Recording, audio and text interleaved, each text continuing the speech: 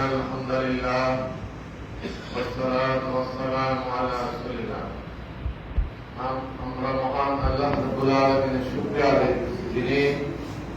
আল্লাহ তাআলার একটি নির্দেশ আকিমুস সালাত নামাজ কায়েম করো মসজিদের মিনার থেকে ইয়াল সালাত ইয়াল ফালাহ নামাজের দিকে আসো কল্যাণের দিকে আসো আমরা আল্লাহ তাআলার হুকুম আকিমুস সালাত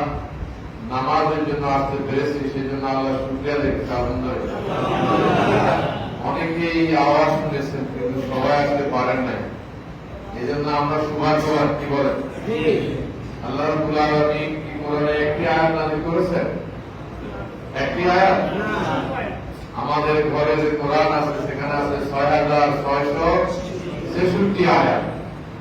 এই কিতাবের উপর যারা ঈমান আনবে প্রত্যেকটি আয়াত বুঝবে এর উপর আমল করবে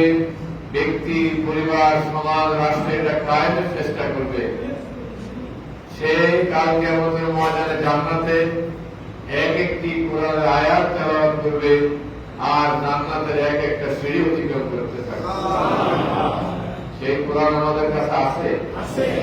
কার কার কাছে আছে আলহামদুলিল্লাহ সবার কাছে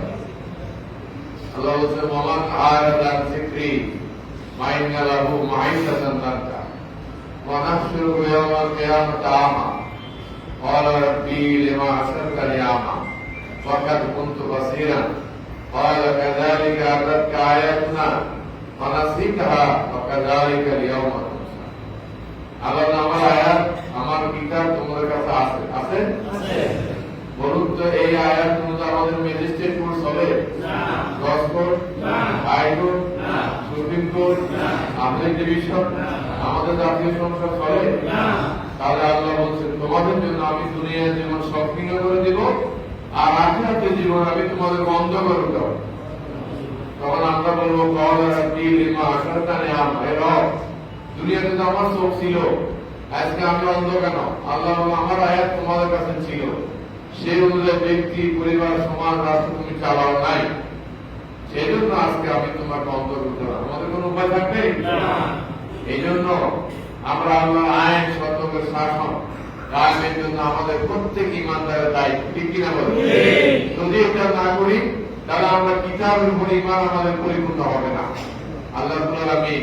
আমাদের এই কথাগুলো বুঝার তৌফিক দান করুন। আসসালামু আলাইকুম।